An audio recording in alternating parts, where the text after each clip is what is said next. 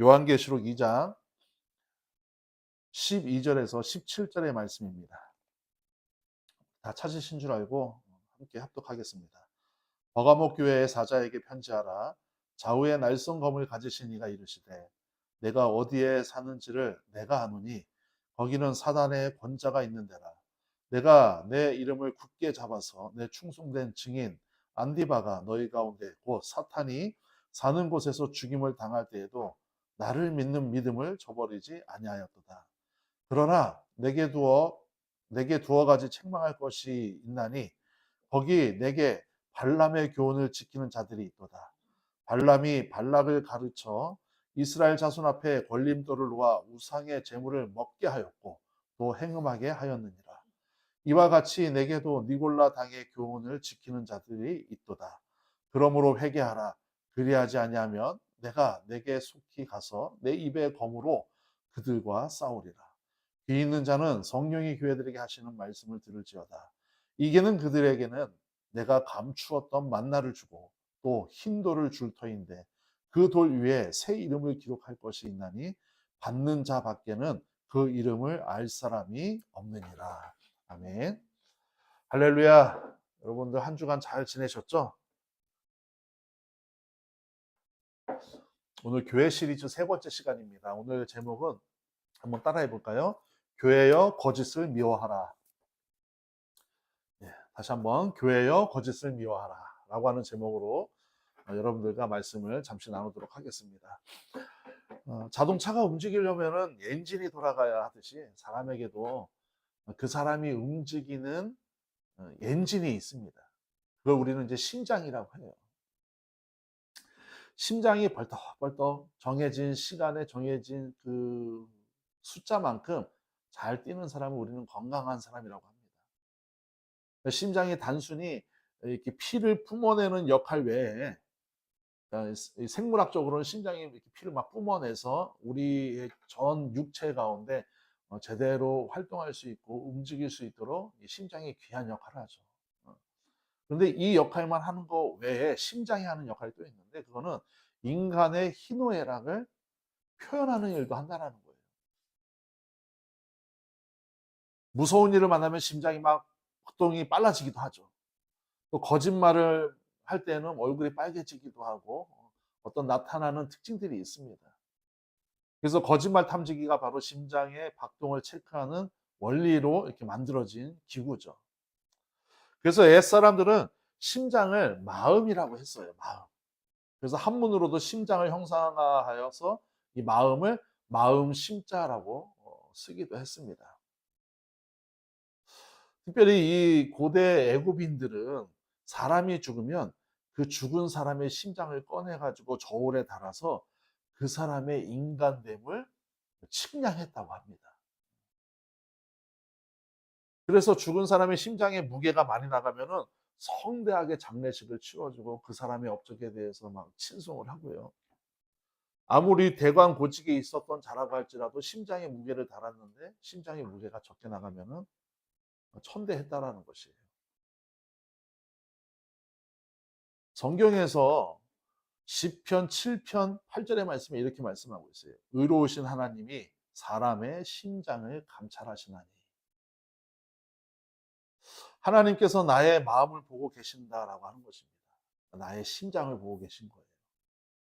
다윗을 볼 때도 나는 그의 중심을 보았다. 그의 심장을 보았다라고 표현하고 있어요. 또 사도 바울은 나는 예수 그리스도의 심장을 지닌 사람이다라고 고백을 했습니다. 여러분들의 심장은 어떤지 잘 체크해 보시기 바랍니다.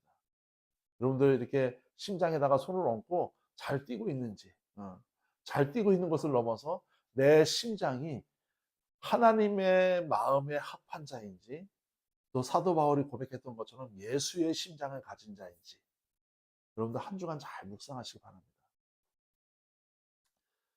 그래서 바구니에 꽃을 담으면요, 꽃바구니가 되고요. 바구니에 생선을 담으면 생선 바구니가 되는 거예요.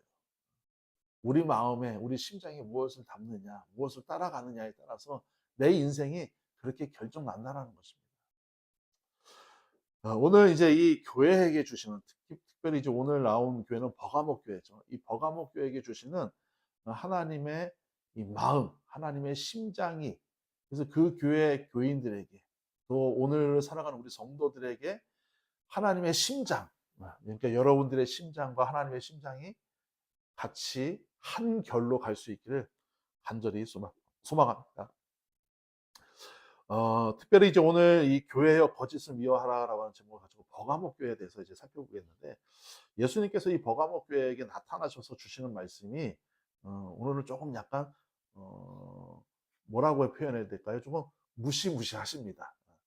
그러니까 교회들마다 예수님이 나타나셔서 당신에 대해서, 당신의 정체성에 대해서 표현을 하세요. 우리가 에베소 교회도 봤었고 지난주에 서머나 교회도 봤었고, 오늘은 이 버가모 교회인데, 서머나 교회에서는 예수님이 자기 자신에 대해서 계시하실 때 뭐라고 계시하셨는지 혹시 기억나시나요? 우리 그 8절에 보면은 죽었다, 그러니까 처음과 마지막이고 죽었다가 살아나시니라고 표현하고 계세요, 예수님이. 근데 오늘은 12절의 말씀에 보니까 뭐라고 표현하시느냐. 우리 12절 말씀 한번 같이 읽도록 하겠습니다. 시작. 버가모 교회의 사자에게 편지하라. 좌우의 날성검을 가지신 이가 이르시되. 자, 서번학교에서는 처음과 나중이었고 죽었다가 살아나시니라고 하는 좀 희망적이고 소망적인 말씀이었다면, 오늘은 좌우의 날성검을 가지신 이라고 예수님이 자신에 대해서 계시하고 계십니다. 검이라고 하는 것은 당시 사람들에게 전쟁의 상징이에요. 전쟁의 상징. 그리고 권위와 심판의 상징이기도 합니다. 그래서 그 당시에 로마 총독은 이 생사 여탈권을 손에 쥔 막강한 권력을 소유한 자로서 그 로마 총독을 가리켜서 또 다른 별명이 있었는데, 그 별명이 뭐였느냐? 바로 검의 법이라고 하는 별명을 가지고 있었어요. 검의 법. 그러니까 총독이 가지고 있는 검이 곧 법이다. 근데 예수님께서 나타나셔서 좌우의 날성 검을 가지신 이가 이르시되라고 말씀하고 있는 거예요. 여러분들 어느 정도 오늘 이 내용이 좀 이렇게 유추가 되지 않습니까? 성경을, 말씀을 아무 생각 없이 주는 대로 이렇게 엄냠냠 받아들이지 마시고, 오늘 예수님께서 자기를 계시하신 이 말씀이 굉장히 핵심이에요. 그러니까 교회들마다 여러분들, 그러니까 성경을 읽을 때 그렇게 읽으시면 너무 은혜로운 거예요. 에베소 교회 때는 어떻게 자기 자신을 계시하셨고, 서머나 교회는 어떻게 자기 자신을 계시하셨고, 오늘 버가모 교회에서는 어떻게 자기 자신을 계시하셨는가. 그 교회들마다 자기 자신을 계시하시는 거예요. 그래서 이런 것들을 이렇게 노트에다가 정리해 놓으셔도 참 좋을 것 같아요. 근데 오늘은 좌우의 날성검을 가지신 이가 가라사대 이르시되라고 말씀하고 있어요. 그러면 그 검은 당시 시대적 상황으로 봤을 때 제가 방금 설명한 것처럼 검의 법이라고 했잖아요. 검의 법. 그러니까 총독의 권한, 총독의 칼이 곧 법이다라고 하는 것을 뜻을 가지고 있다라고 말씀을 드렸습니다. 그러니까 예수님이 버가모 교회에게 보내는 편지에서 진정한 권위와 심판이 누구에게 있는가라고 하는 것을 질문을 던지고 있는 거예요, 지금. 총독에게 있느냐, 나에게 있느냐. 그래서 세상 사람들은 총독의 검의 법을 두려워하지만 너희는 그것이 아니라 예수님이 가지고 있는 좌우의 날성검을 두려워해라. 그래서 그 권세와 심판권, 총독이 가지고 있는 심판권은 잠깐이지만 예수님이 가지고 있는 심판권은 영원한 거거든요. 그래서 그 권세와 심판권이 예수 그리스도의 것이다라고 하는 것을 분명하게 버가모 교인들을 향하여서 밝히고 있다는 거예요. 오늘 분위기는 사뭇 좀 다르죠. 확실히 책망받는 교회들이니까 좀 무겁게 다가갑니다. 까불지 마. 총독의 검을 두려워하지 마. 내 검을 두려워해야 돼. 라고 예수님이 말씀하고 있는 거예요. 13절의 말씀을 보니까 왜 그렇게 묘사를 했는지 이제 설명을 하고 있는 거예요. 우리 한번 13절 말씀도 같이 읽도록 하겠습니다. 시작. 내가 어디에 사는지를 내가 아노니 거기는 사단의 권자가 있는 데라. 내가 내 이름을 굳게 잡아서 내 충성된 증인 안디바가 너희 가운데 곧 사탄이 사는 곳에서 죽임을 당할 때에도 나를 믿는 믿음을 저버리지 아니할 거다. 여기 사탄의 권자라고 하는 표현이 있어요. 이 사탄의 권자가 무슨 뜻이냐? 당시 이제 이 버가모 지역은 로마, 그러니까 아시아 로마의 로마 아시아의 행정 수도였습니다. 제가 이제 말씀 준비하다가 이거 완전 세종인데 이제 제가 그랬거든요. 행정 수도가 바로 버가모 지역이었어요. 그런데 거기에는 아주 오래된 신전인 아우구스투스의 신전을 비롯해서 황제의 신전이 3개나 있었고요. 또 아테네 신전, 디오니소스 신전, 아스클레피오스 신전 같은 신전들이 막 난무하고 있었습니다. 그래서 그 신전들이 그 도시 곳곳마다 있어가지고 거기는 항상 우상을 섬기는 도시였어요. 그러니까 우상을 섬기는 게 굉장히 팽배한 도시였다는 거예요. 그래서 예수님께서 오늘 13절의 말씀에서 내가 사는 곳이라고 정확하게 말씀하고 있죠. 너희들이 사는 곳. 즉 버가모 지역은 바로 사탄의 권자다. 그러니까 우상이 판을 치고 있고 사탄이 판을 치고 있는, 그러니까 정신 똑바로 차리지 못하면, 거짓과 우상을 분별하지 못하면은 어느 순간 그 거짓과 우상에 휩쓸려 갈 수밖에 없는 사탄의 권자가 있는 곳이다라고 표현을 하신 겁니다. 그럼에도 불구하고 13절 이 하반절에 보니까 버가모 교인들은 외부적인 핍박이 있었지만 나름대로 이렇게 맞서 싸우기도 하고 잘 견뎠던 것 같아요. 그 중에서 이제 오늘 본문에 보니까 이 성경에 딱 여기 이 부분에만 나오는데 안디바라라고 하는 순교자가 소개되죠. 예수님이 뭐라고 하냐? 내가 그를 안다라고 하세요.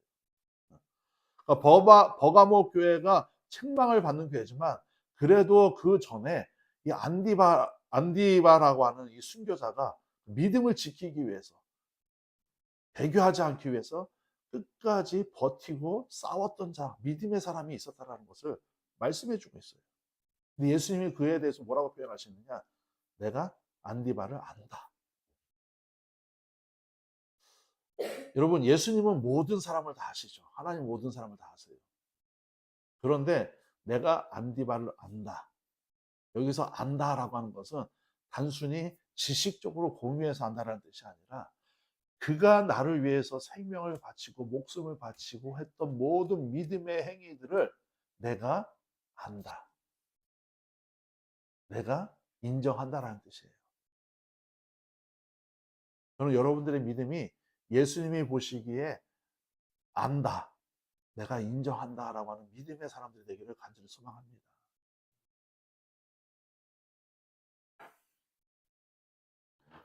여러분 두려웠을 거예요. 버가모 교회 성도들도. 저 같아도 두려웠을 것입니다. 근데 여러분, 우리가 잘 알아야 될 아주 핵심적인 포인트가 하나 있는데, 두려움이라고 하는 것은요, 거짓을 양산해요. 두려움이라고 하는 것은 하나님이 나와 함께하지 않나? 라고 하는 거짓을 양산해요. 그리고 지금 받는 이 고난과 아픔이 마치 영원할 것 같다라고 하는 거짓을 계속 생산한다라는 것이에요. 그러니까 믿음의 가장 큰 적 중에 하나가 무엇이냐? 바로 두려움이에요. 그래서 그 두려움이 계속 거짓을 생산하다 보니까 믿음이 없어지는 거예요. 내 안에서 믿음이 사라지기 시작하는 거예요. 그 시점에서 예수님이 나타나셔서 뭐라고 하시느냐? 사탄의 권자, 그 총의 그 검의 법을 가지고 있는 그 총독의 권위, 그 권자, 우상이 팔을 치고 있는 그 권자가 진짜 심판하는 자가 아닌 좌우의 날성검을 가지고 있는 예수 그리스도께서 유일한 심판하시는 심판주다라고 하는 것을 우리에게 말씀해 주고 있는 겁니다. 여러분, 우리가 세상 살다 보니까 저도 경험하고 여러분들도 경험하실 텐데 때로는 우리 자신의 인생을 함부로 좌지우지하거나 우리 인생의 어떤 방향들을 회방하거나 방해하는 요소들이 분명히 있습니다. 이게 사탄의 권자거든요. 근데 여러분, 예수님이 가지고 계신 좌우의 날성검, 나를 해하려고 하는 좌우의 날성검으로 이해하지 마시고 이 좌우의 날성검, 즉 율법, 말씀을 가지시고 여러분들 예수님 편에 서시길 바랍니다.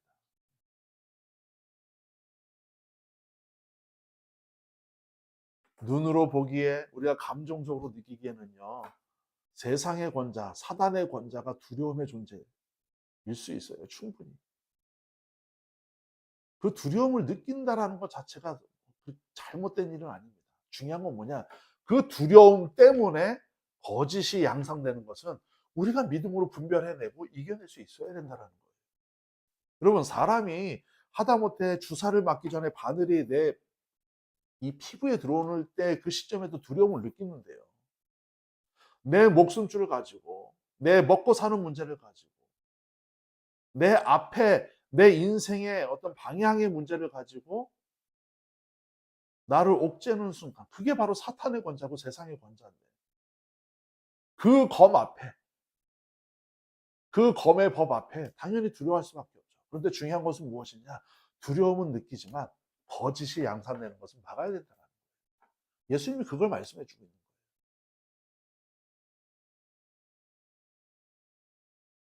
거예요. 영원한 것은 하나님 나라밖에 없습니다. 우리의 고난, 하나님이 함께 하시지 않을 것 같은 의심, 영원하지 않습니다. 절대로. 두 번째로 예수님께서 이 버가모 교회에게 주시는 이 경고가 있는데, 그 경고는 뭐냐? 발람과 이 발람의 교훈과 니골라당의 교훈을 피하라는 거예요. 발람의 교훈과 니골라당의 교훈. 발람 하면 우리가 잘 알죠. 너무나도 유명하죠. 탐심, 욕심의 대명사. 돈을 받고 저주해주는 사람. 저도 목회자지만 이게 예전이나 오늘날이나 참 조심해야 될 부분이에요.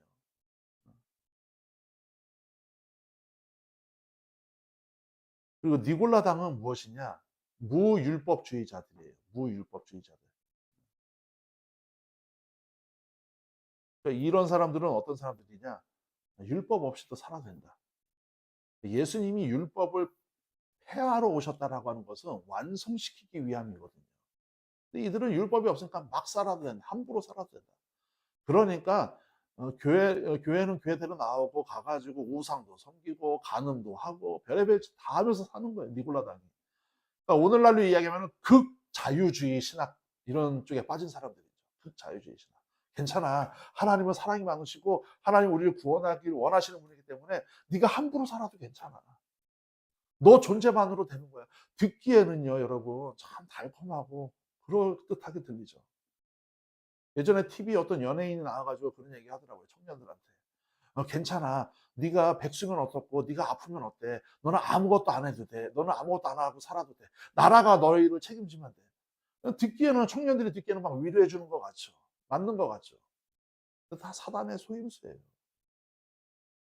여러분, 세상에 태어났으면은 내가 할 일과 나의 사명을 발견하고 열심히 살아야죠. 열심히 살았음에도 불구하고 결과가 안 좋을 때는요. 보상을 받을 수 있고 또 그에 따른 위로를 받는 건 너무나도 당연한 거예요. 근데 아무것도 하지 않아도 돼. 죄를 함부로 져도 돼. 율법 지키지 않아도 돼. 그래도 하나님이 우리 사랑하죠. 이게 바로 니골라당의 속임수라는 거예요.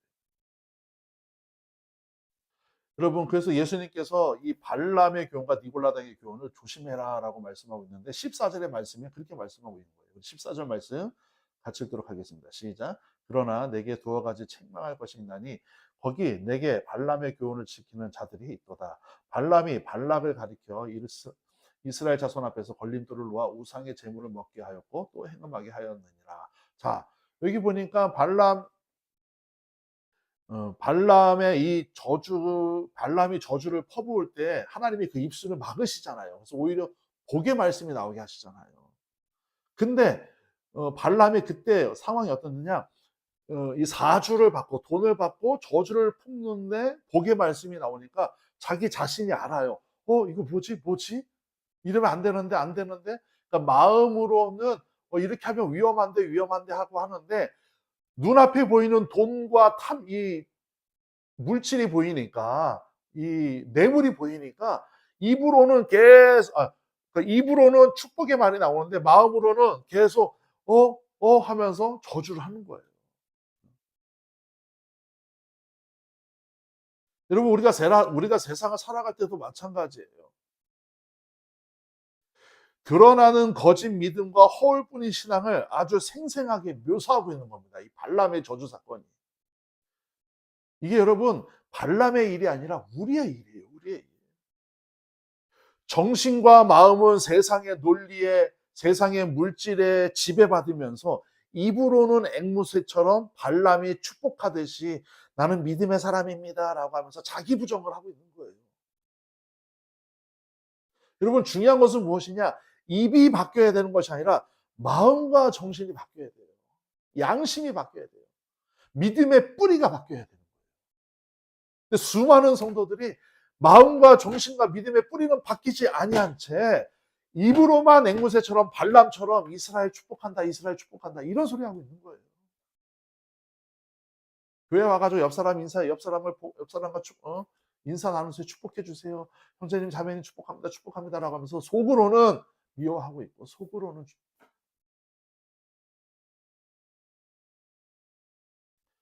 베드로후서 2장 15절의 말씀이 이렇게 말씀하고 있어요. 그들이 바른 길을 떠나 미혹이 되어 부올의 아들 발람의 길을 따르는도다. 그는 불의의 싹을 사랑하다가 탐심, 재물, 그릇된 재물관이죠. 물질 자체가 잘못됐다는 게 아니라 그릇된 재물관.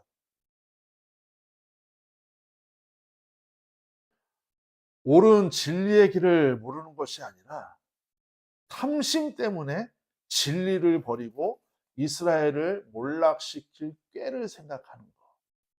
이게 당시 버가모 교회 안에도 있었다는 거예요. 발람의 교훈을 따라서 우상의 재물을 먹게 하였고 또 간음하게 하고.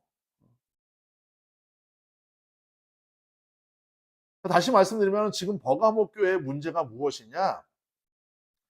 진리를 모르는 것이 문제가 아니라 탐심 때문에, 그릇된 물질관 때문에 진리를 왜곡하는 게 문제라는 거예요. 여러분, 성도들이 많이 똑똑해요.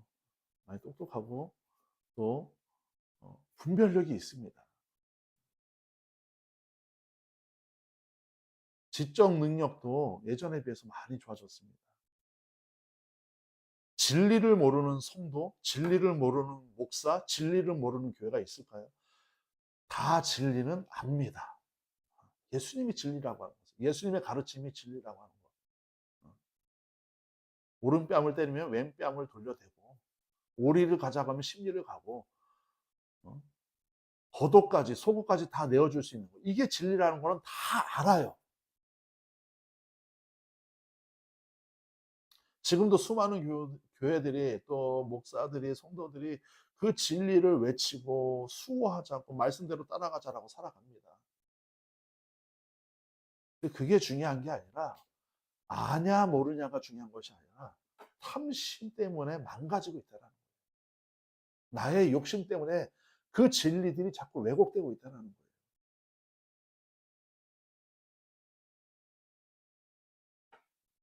여러분, 탐심 때문에 욕심 때문에 망가지고 왜곡되고 있는 진리들을 그 탐심과 욕심을 벗어던지고 말씀으로 지배하고 믿음으로 지배해서 다시 원상복귀시킬 수 있는 여러분들 믿음의 사람들이 되기를 간절히 소망합니다.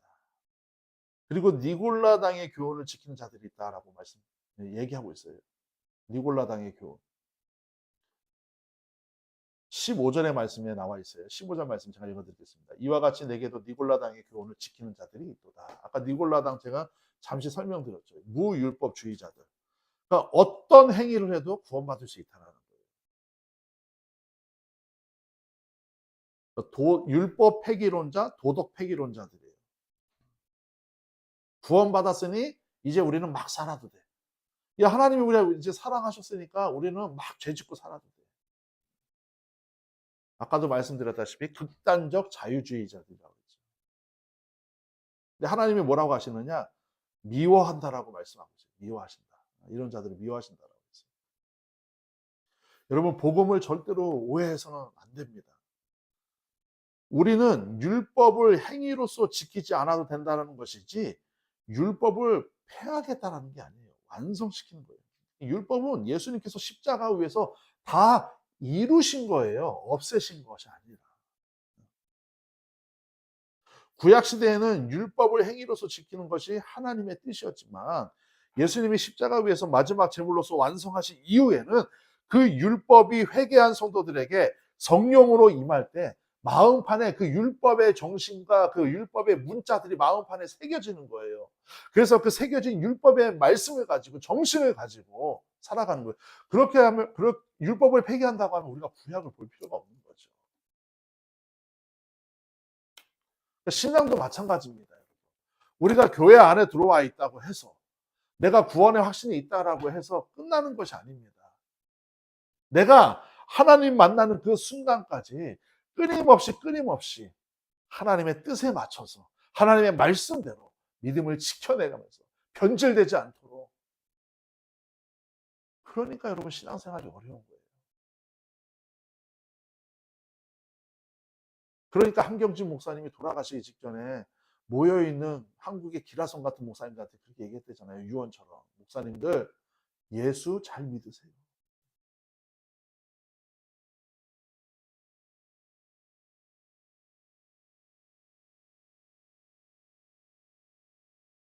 여러분 우리 교회 안에도 마찬가지고 우리의 인생 이 내면 깊은 곳에요. 발람의 교훈과 니골라당의 교훈이 너무 뿌리 깊게 자리 잡고 있어요. 다만 그냥 거부하고 거절하고 밀어낼 뿐인 거예요. 나는 그런 사람 아닌 것처럼. 여러분 지금 이 계시록에 나오는 교회들이 소아시아 7교회 초대교회들입니다.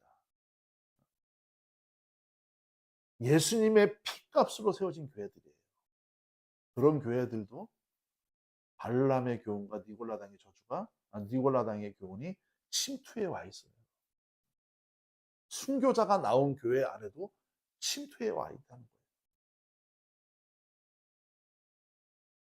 그러니까 우리는 매 순간 하나님 생각하고 살아야 돼요. 오직 그 말씀이 얼마나 중요했으면은 여호와의 율법을 주야로 묵상하라고 하잖아요. 그 사람만 의인이라고 시편 1편에서 말씀해 주고 계시잖아요. 내 생각 속에서 내 마음 속에서 여호와의 율법을 주야로 묵상하지 않고 잠깐 발람의 교훈을 묵상하고 니골라당의 교훈을 묵상하는 순간 우린 다 무너지는 거예요.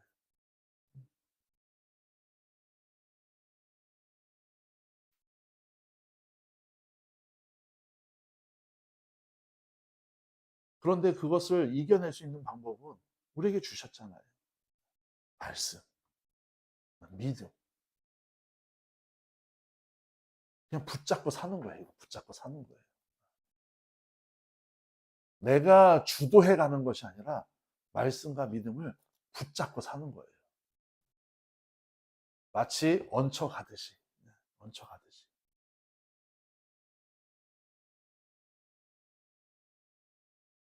그렇게 붙잡고 살아가는 자들에게 예수님께서 끝까지 이기는 자들, 끝까지 승리하는 자들에게 주시는 복이 있어요. 우리 17절의 말씀인데 17절의 말씀 한번 읽도록 하겠습니다. 시작. 귀 있는 자는 성령이 교회들에게 하시는 말씀을 들을지어다. 이기는 그에게는 내가 감추었던 만나를 주고 또 흰 돌을 줄 터인데 그 돌 위에 새 이름을 기록한 것이 있나니 받는 자밖에는 그 이름을 알 사람이 없느니라. 여기 보니까 이기는 자에게 주시는 이 복이 교회들마다 이렇게 나오는데 교회들마다 조금씩 결이 좀 다르게 나오는데 결국에는 다 같은 뜻이거든요.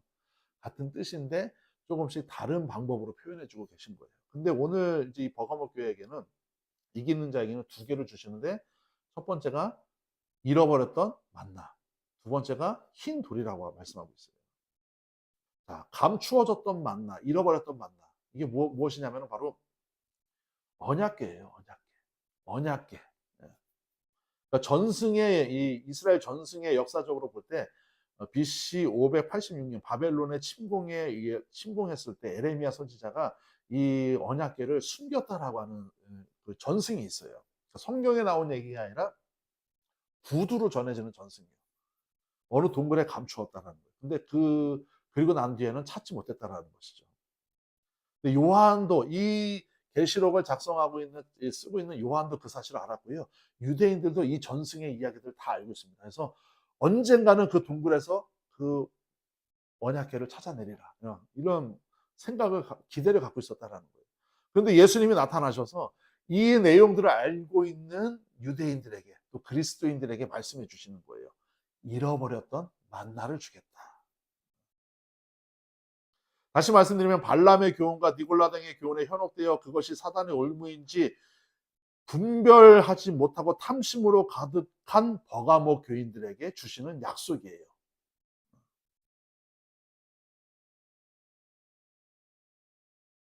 우리가 잘 봐야 돼요. 발람과 니골라당의 교훈은 영적 타락의 양식이지만 여러분 이 말씀 잘 들어야 돼요. 발람과 니골라당의 이 교훈은 영적인 타락의 양식이라고 하면은 예수님이 말씀하신 감추어진 만나, 그러니까 그 발람과 니골라당의 교훈을 뿌리치고 말씀과 믿음에 기대어서 편승해서 살아가는 자들에게는 감추어졌던 만나, 그러니까 조상들의 실제적 삶을 유지하고 치유해준 양식과 더불어 내가 곧 생명의 떡이다라고 선언하신 예수님께서 믿는 자들에게 주시는 영원히 줄이지 아니하는 영생의 말씀을 주시겠다라는 거예요. 영생의 말씀. 즉 예수님 그 자체가 되는 거예요. 예수님 그 자체. 다시 설명합니다. 발람과 니골라당의 교훈에 현혹되어 살아가는 자들은 타락의 양식을 먹지만 말씀과 믿음에 편승되어 기대어서 이걸 붙잡고 살아가는 자들은, 매여서 살아가는 자들은 생명의 떡이 되신 예수님께서 자기 자신을 주시겠다라는 거예요. 얼마나 큰 복음입니까? 여러분. 여러분 우리가 말씀을 붙잡고 믿음을 붙잡고 편승되어서 기대어서 붙잡고 살아가는 일이 내가 마치 예수님을 막 따라가고 가락이 찢어지는 것처럼 힘들게 살아가는 것 같지만 여러분 아니에요. 예수님이 찾아오시는 거예요. 내가 생명의 떡으로 너희에게 가겠다. 놀라운 은혜예요. 놀라운 은혜. 그래서 요한일서 5장 1절의 말씀이 뭐라고 표현하느냐. 제가 읽어드리겠습니다. 예수께서 그리스도이심을 믿는 자마다 하나님께로부터 난 자니라고 말씀하고 있어요. 자, 예수께서 그리스도이심을 믿는 자마다 하나님께로 난 자다라고 말씀하고 있어요.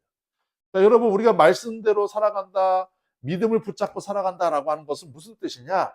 하나님께로 난 자다라는 뜻이에요. 하나님이 낳은 자식들이라는 뜻이에요. 그러니까 우리 신앙의 근거, 믿음의 근거는 내가 붙잡고 살아갑니다. 내가 따라갑니다. 힘들어도 물론 그것도 맞지만 더 정확한 뜻은 무엇이냐? 동사가 아니라 명사예요. 하나님께로부터 난 자, 양자, 자식, 백성이라는 뜻이에요. 즉 우리가 하나님의 자녀일 때라는 정체성의 근거지 우리의 믿음의 행위가 근거가 될 수는 없다는 거예요. 우리가 찾아내거나 깨달아 획득된 은혜가 아니라 그저 하나님이 우리를 품으셨다가 어머니처럼 낳은 거예요. 그게 바로 그 낳은 자, 난 자, 하나님께로부터 난 자. 그걸 깨닫고 믿고 살아가는 거예요. 우리는 다만. 그런 자들에게 무엇을 주시느냐? 만나, 감추어졌던 만나, 즉 예수님 자신을 계시해 주시고 두 번째로 주시는 것이 있는데 흰 돌을 주시대요. 흰 돌. 흰 돌은 뭐냐? 법정에서 무죄를 선포할 때 상징하는 이 도구였어요. 무죄였을 때 무죄를 선언하면서 흰 돌을 던진 거예요. 앞에다가. 자, 이건 무슨 뜻입니까? 그렇게 우리가 말씀과 믿음에 편승되어서 하나님께로부터 난 자가 되어서 그 정체성을 가지고 살아가다 보면은 예수님께서 우리의 모든 죄를 죄 없음으로 선언해 주신다라는 거예요. 그런 자가 죄 없는 자예요. 그런 자가 죄 없는 자. 두 번째 이 흰돌이 가지고 있는 특징이 있는데 공식 연회에 참석할 수 있는 티켓이었대요. 이 당시에. 마치 초대장 같은 거, 초대장 같은 역할을 한 거죠. 그러니까 이 흰돌을 가지고 가면은 잔치에 참여하는 거예요. 어린 양 혼인 잔치에 참여할 수 있는 권한을 주신다는 거예요. 그 티켓을 주신다는 거예요. 사랑하는 여러분, 오늘 본문에서 말씀하시는 것처럼 발람의 교훈과 니골라당의 교훈을 피하시고 거절하셔서 말씀과 믿음에 기대고 편승되어서 하나님께로부터 난 자들이 되어서 끝까지 이기는 자들 되시길 바랍니다. 그런 자들에게 주시는 잃어버렸던 만나와 흰 돌, 바로 둘 다 예수님을 다 상징하는 거예요. 그것을 우리에게 주신다라고 약속해 주셨어요. 그리고 그것뿐만이 아니라 오늘 본문 17절 마지막에 보니까 이렇게 말씀하고 있어요. 그 돌 위에 새 이름을 기록할 것이 있나니 받는 자 밖에는 그 이름을 알 사람이 없도다 라고 말씀하고 있어요. 새 이름이 무엇이냐? 바로 예수 그리스도입니다. 예수 그리스도. 다 예수님을 지금 다 향하고 있는 거예요. 그러니까 다시 말씀드리면 돌 위에 새 이름이 기록되어지는 거. 오직 예수 그리스도로만 얻어지는 은혜라는 거예요. 오직 예수 그리스도로만.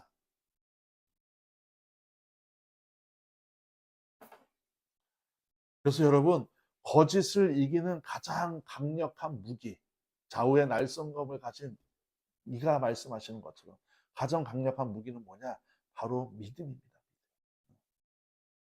그리고 그 믿음은 말씀과 함께 늘 따라다녀요. 그리고 그 믿음은 무엇이냐? 예수가 그리스도이심을 믿는 자들, 그 믿음은 하나님께로부터 난 자들이에요. 그러니까 나의 행위와 나의 공로와 나의 어떤 의로움의 대상이 아니라 그저 나는 죄인임을 인정하고 나는 연약한 자임을 인정하고 그럼에도 불구하고 힘듦에도 불구하고 끝까지 그 말씀을 따라서 믿음을 따라서 살아가고자 하는 성도들에게 주시는 거예요. 그게 믿음이에요. 그 믿음이 거짓을 지배하고 이기는 거예요. 내 사상이 내 혈기가 거짓을 이기는 것이 아닙니다. 교회에 대한 이 계시록에 나타난 교회에 대한 말씀을 드리다 보니까 어쩔 때는 좀 분위기가 무겁기도 하고 좀 이렇게 받아들일 때 참 주제가 어렵다라고 생각할 수도 있는데 여러분 절대 그렇지 않습니다. 지금 우리 현실 속에서 일어나는 일들이에요. 충분히 여러분들 감당하실 수 있고요. 여러분이 감당하는 것이 아니라 하나님께로 난 자이기 때문에 감당할 수 있는 거예요. 그래서 여러분 오늘 이 버가모 교회를 통해서 주시는 좌우의 날성검을 가지신 예수님께서 경고하시는 발람의 교훈과 니골라당의 교훈을 여러분들의 삶 속에서 다 뿌리채 뽑아내시고 불태워버리시기 바랍니다. 그래서 잃어버렸던 만나 찾으시고 힘도를 얻으셔서 예수님과 영원히 이 땅에서도 동행하시고 저 하늘나라에서도 천국에서도 동행하실 수 있는 여러분들이 되시기를 주님의 이름으로 축원을 드리겠습니다. 우리 함께 찬양하실 터인데 하나님의 음성을